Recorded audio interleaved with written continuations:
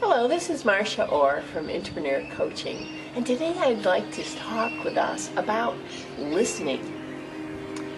Listening is an art that not many people actually have perfected. When I was growing up, I remember my mother speaking to me, and the last thing I was doing was listening. In most part, we're not instructed to listen properly or in a constructive, loving, understanding way. Mostly we listen to figure out how we can construct arguments in difference to whatever it is that someone is sharing with us, especially in conflict situations. If you're with a friend having coffee and they're telling you about something going on in your family, you may have listening skills, but even then, we actually don't listen too effectively. Often we try to fix it for them. Well-meaning, but not particularly a skill developed for understanding and compassion. Listening is very vital to heartfelt understanding. It's essential in compassion. It really is the element that allows couples and friends and people in business relationships to feel understood, to actually have a sense of intimacy with another, to give permission to the other to actually be who they are without a sense of judgment, criticism, someone else trying to fix me or make me like them, or in any way corrupt my understanding of what my life is about. If I am taking the risk to share with you, the most loving thing that another could do is to listen with an intention for understanding and compassion. We're not really taught this, usually. So one of the things I would like to just say this morning is practice listening for understanding.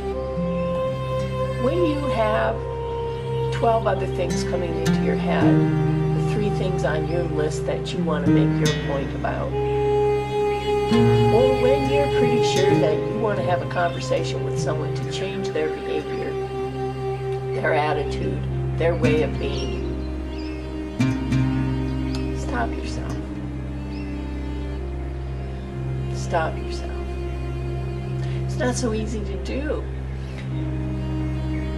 If you have an agenda, anytime you have an agenda through this upcoming week, what I would like you to practice is the task of listening for understanding.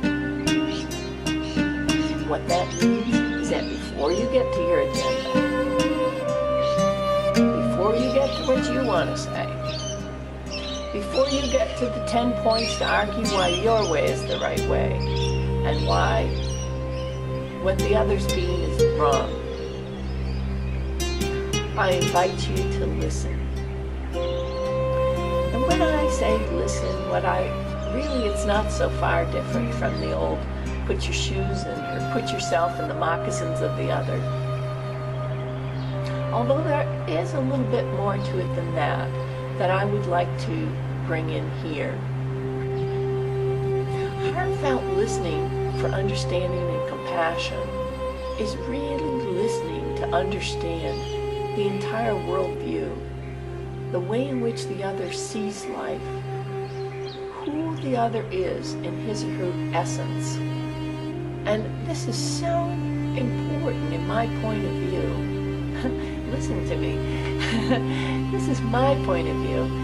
I feel like with the global world that we're in today and the differences in cultures and the ways in which we interact with so many different people, men and women and people from everywhere in the world, that even understanding really even the simplest things calls for deeper listening. I ask you to practice this now, without agenda, without intent, without trying to make anybody different. Just listen for understanding. What is their worldview? How do they see things? What is their heartfelt dream and aspiration? So one of the ways that's very simple about this is perception checking. And simply asking, with a rephrase, did I hear you in a way that you intended? This is what I heard. Now sometimes this can seem like it takes more time, and frequently it sets the person on a whole nother round of, no, you didn't really understand. This is what I'm saying. And just keep with your perception checking. Is this, I heard you say this, is that what you mean? Allow the person actually the luxury of being listened to. Often we cut people off, we stop them mid-sentence, interrupt them, we come in with our point of view, we tell them this is what they said, even if they are telling us that's not their intended meaning. Besides perception checking, I want to add something that we learned at the University of Santa Monica about heartfelt listening. And that's essentially, in having a conversation with the other, you're calling yourself in with the intention of understanding the other, that they have everything within them to resolve whatever it is that is up for them, either their own problem or whatever's happening for them. They have within them, and our task in listening is to support them in bringing that forward so they have that clarity. You might hold them in a kind of an envelope or a tunnel or a ball of white light, and just imagine that they have within them everything they need to heal themselves right now and to solve whatever is up to them. This will help us stop trying to fix somebody else's problem. And when you catch yourself full of judgment about this or that, or how somebody ought to do something different, which I do all the time, then again, stop yourself and ask yourself, have you actually listened to that person? Have you actually put yourself in their shoes? Have you actually done some perception checking to see if you're understanding properly?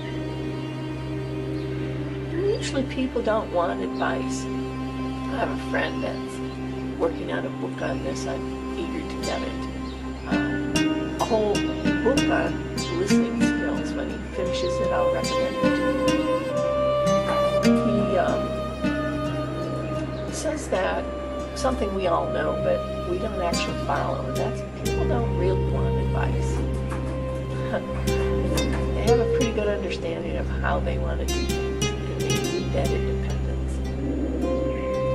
So before you start giving it, you might want to inquire if the person you want to speak with and listen to is open to receiving your counsel or take some coaching on or would be willing to consider another point of view.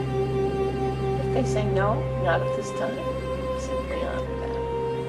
And again, re-emphasize that they have everything within them to address what's coming up for them. So these simple things of perception checking, understanding that the other is completely able to resolve whatever is up for them, placing the other in a heartfelt bubble of light, and actually just holding a presence for them so that they can speak what's on their heart and in their mind, and they can trust that. You're not going to try to fix it. You're not going to try to act in a superior way, that your judgment, your opinion is better and more effective than theirs.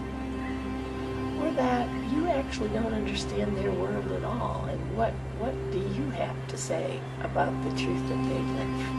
They might know far more than you, but have a much different way of sharing it.